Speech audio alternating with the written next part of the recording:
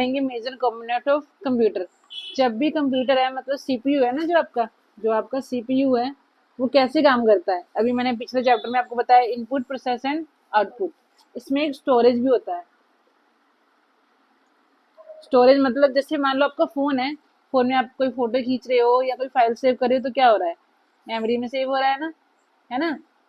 तो ऐसे ही कंप्यूटर की भी अपनी मेमोरी होती है, इनबिल्ट भी और जो हम अलग से लगाते हैं, है जैसे कि फोन में मेमोरी कार्ड होता है अलग से लगाते हैं और उसके अंदर ऑलरेडी भी तो मेमोरी होती है ना, समझे मेरी बात। ऐसे ही कंप्यूटर भी होता है, जो हार्ड डिस्क वगैरह है वो अलग से लगती है और इसके अंदर इनबिल्ट मेमोरी भी होती है।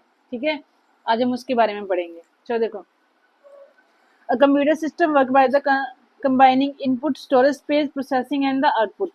इनपुट प्रोसेस और आउटपुट पता है, इसमें एक नया चीज क्या ऐड हो गया, स्टोरेज, है ना।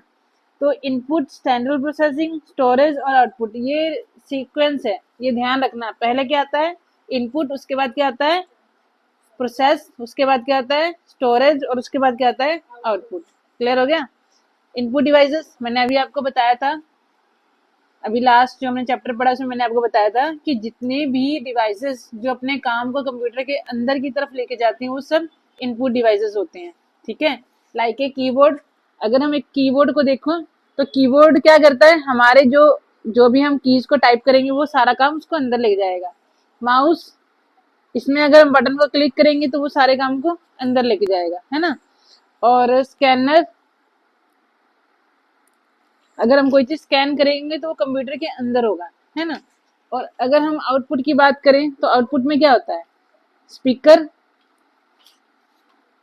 मॉनिटर, ये सारी चीजें कहाँ जाती हैं, बाहर की तरफ जाती हैं। ठीक है, क्लियर होगी मेरी बात। अगर हम एक माइक्रोफोन देखें तो उसमें भी क्या होता है, आवाज अंदर की तरफ जाती है। तो वो सब क्या होंगे, इनपुट डिवाइसेस। तो देखो यहाँ पे इनपुट इज द इंफॉर्मेशन और data we provide to the computer through in the input devices so in the computer can process it. जब भी इनपुट डिवाइसेस से कोई भी चीज हम क्या करते हैं, प्रोसेस करते हैं, तो कंप्यूटर के अंदर जाके प्रोसेस मोड में हो जाता है। Input devices allow the human to the communicate with the computer. Input device ये अलाउ करता है ह्यूमन को कंप्यूटर के साथ कम्युनिकेट करने के लिए।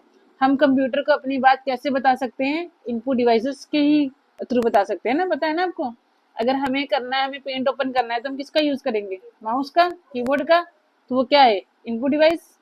क्लियर होगी मेरी बात। Converting in the actions on the instruction from the computer and can understand. वही इंस्ट्रक्शन देते हैं तभी कंप्यूटर जो है हमारी बात को समझ सकता है। Common input devices the included the keyboard of typing. देखो सेम बातें जो मैंने अभी आपको बताई है वो सब आपके बुक में लिखी हुई है। माउस पॉइंट करता है, ठीक है, माइक्रोफोन ऑडियो देता है, स्कैनर डिजिटल डॉक्यूमेंट बनाता है।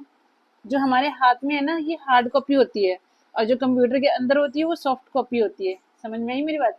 तो स्कैनर हार्ड कॉपी को सॉफ्ट कॉपी में कन्वर्ट कर सकता है। क्लियर। वेबकैम, वेबकैम भी हमारी फोटो कैप्चर करता है, वीडियो वगैरह, कि नहीं। तो ये सब किस में काउंट होंगे, इनपुट डिवाइसेस में। तो पता लगे इनपुट डिवाइस क्या होते हैं। आगे देखो, storage space. Storage is the place where the data and instructions are kept of the processing of the future use and it is also called the computer memory. आपने एक फाइल बनाई, बनाने के बाद अगर आप उसे सेव करना चाहते हो तो कहाँ सेव होगी, वो मेमोरी में सेव होगी। तो उसके लिए हमें स्टोरेज चाहिए। अगर आपके पास स्टोरेज नहीं है तो वो कभी भी सेव नहीं होगी। ठीक है, तो स्टोरेज का होना बहुत जरूरी है। जैसे हमारे फोनों में स्टोरेज होता है ऐसे ही कंप्यूटर का अपना स्टोरेज होता है। Clear. It allow the computer to save the information temporary और permanent depending on the types of memory. इसमें एक चीज बताई गई है कि हम अपने अपने डेटा को टेम्पोररी और परमानेंट दोनों तरीके से सेव कर सकते हैं। पर वो कैसे कर सकते हैं, जब आप कंप्यूटर पे काम कर रहे हो और आपकी फाइल सेव नहीं है तो वो क्या है, टेम्पोररी। और जैसे ही आपने उसको सेव कर दिया वो क्या बन गई, परमानेंट। अब उसको 10 साल के बाद भी देखोगे तो आपकी फाइल वही होगी। लेकिन जैसे ही टेम्पोररी काम कर रहे हो, आपने अपना प्रोग्राम बंद किया या कंप्यूटर बंद किया तो वो फाइल खत्म। समझ में आई मेरी बात। स्टोरेज की इन दोनों डेफिनेशंस को आगे वाले चैप्टर में इसको और अच्छे से पढ़ेंगे। ओके, आगे चलो। इंटरनल मेमोरी और एक्सटर्नल मेमोरी मैंने अभी आपको बताया है, वही चीज है। देखो इंटरनल मेमोरी रैम है ना, फोन के हिसाब से ही देखो इंटरनल मेमोरी क्या होती है, रैम, है ना। हम लोग देखते हैं ना कि हम कितने जीबी का फोन ले रहे हैं, जैसे एप्पल तो 128 GB, 512 GB, 256 GB ऐसे ही लेते हो ना फोन। तो ऐसे ही हमारा मेमोरी कार्ड होता है। अगर एक्सटर्नल मेमोरी देखें तो एक मेमोरी कार्ड आती है ना छोटी सी ब्लैक कलर की चिप, उसे लगाने से हमारे फोन की मेमोरी और ज्यादा बढ़ जाती है।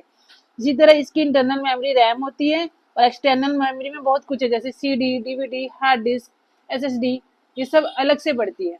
समझ में है? तो ये एग्जाम्पल है, ये एग्जाम्पल ध्यान रखना। इंटरनल मेमोरी की एग्जाम्पल क्या होती है? रैम। और एक्सटर्नल मेमोरी की एग्जाम्पल क्या होती है? SSD, USB, CD, DVD, hard disk. Done. आगे देखो, प्रोसेसिंग। प्रोसेसिंग का मतलब ही CPU होता है। जो मैंने अभी बताया था इंटेल का प्रोसेसर था, बताया ना, इंटेल कंपनी का प्रोसेसर मतलब माइक्रो प्रोसेसर। पूरा CPU के अंदर वही एक मेन पार्ट होता है जो कंप्यूटर को क्या करता है? वर्किंग करने में हेल्प करता है। समझ में है? एक्चुअल में हमारे कंप्यूटर का ब्रेन वही माइक्रो प्रोसेसर ही है। ठीक है? The central processing unit, it is the brain of the computer. देखो इसमें पहले से लिखा, जो मैंने आपको बताया वो ऑलरेडी इसमें लिखा हुआ है। Responsible of the interpreted and the executive instructions is carrying the calculations, make decisions, controlling the following data below the memory input and output devices. CPU क्या काम करता है? हमारी इंस्ट्रक्शंस को फॉलो करता है, उसे सेव करता है हमारी फाइल को, कैलकुलेट करने में हेल्प करता है। ये सारे काम करता है किसके बिहेव पर? इनपुट, आउटपुट और मेमोरी के बेसिस पे। समझ में आया? हम इंस्ट्रक्शन देंगे तो मेमोरी उसे सेव करेगी और हम उसको शो करवा सकते हैं एज ए आउटपुट। क्लियर? आगे चलो। The CPU consider of the arithmetic and logic unit, मैंने आपको अभी बताया था ना अर्थमेटिक लॉजिक यूनिट के बारे में। Performing the all arithmetic operations like a additions and subtract and logical operations like a. अब हमारा जो कंप्यूटर है प्लस माइनस डिवाइड मल्टीप्लाई भी करता है ना, तो किसके बेसिस पे? ALU के बेसिस पे। ठीक है? ALU के अपने दो अलग अलग पार्ट होते हैं, एक क्या? एक CU, देखो कंट्रोल यूनिट, एक MU मेमोरी यूनिट। ठीक है? ALU के भी अपने दो पार्ट है, CU और MU। CU मतलब कंट्रोल यूनिट, ये एक फुल फॉर्म में हो सकता है एग्जाम में आए, तो इसे भी टिक कर लो। टाइप ऑफ CPU, देखो टाइप ऑफ CPU पढ़ते हैं। देखो जो तुम्हारे पास एक छोटा सा डायग्राम बना हुआ है ना आपका डायग्राम, इस डायग्राम को देखो। अगर सिंगल कोर में एक है ना, ड्यूल कोर में दो हैं, और क्वाड कोर में 4 है, हेक्सा कोर में कितने हैं? 6 है ना, ऑक्टा कोर में कितने हैं? 8 है, डेका कोर में कितने हैं? 10 है। समझे? ये एक छोटा सा चिप है, जिसे जैसे डबल होता जाएगा उसकी जो कोर है वो अपने आप बढ़ता चला जा रहा है ना, क्योंकि हमें अपने कंप्यूटर को जितना फास्ट चलाना है उतने ही हम कोर यूज करेंगे। क्लियर? और ये ध्यान रखना, इसमें इनके नाम अच्छे से ध्यान रखना कि इनमें से कौन कौन से होते हैं, इनके अलावा नहीं होते हैं। मेमोरी यूनिट में आ जाओ। मेमोरी यूनिट क्या होती है? रैम, रोम। मैंने अभी बताया ना कौन कौन सी मेमोरी होती है, रैम और रोम।